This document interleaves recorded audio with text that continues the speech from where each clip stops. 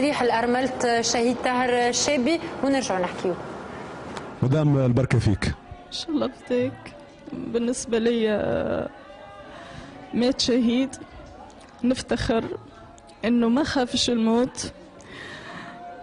أما اللي نلوم عليه إنه وزارة الداخلية تبعث عناصر سيفيل بمسدس باش تقاوم الإرهاب. وين الطائرات؟ وين التعزيزات؟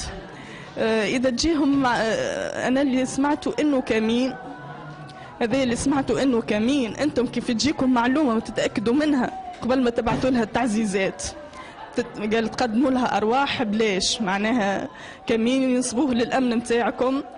هذا اللي اللوم عليه الحكومة. ما نعرفش أنا التخطيط وينه والتنظيم وينه. أنتم عارفين 23 أكتوبر ربما تصير فيها حاجة. وين هي التعزيزات؟ وين هي الرقابة؟ وين المراقبة نتاع منين جاتك الإخبارية؟ أنت هذه تتأكد منها قبل ما تبعث لها بعناصر سرية، قبل ما تبعث لها تقدم لها أرواح ما بعث لها مسدسات كأنها ماشية تتنزه. هذه باش تقاوم الإرهاب. ونقول حسبي الله ونعم الوكيل. حسبي الله ونعم الوكيل في اللي كان السبب. مش نادمة أنا، هو مشى شهيد، نعتز بشهادته وما خافش من الموت. كيفاش تقبلت النبأ موته؟ بالطبيعة أنت أي إنسان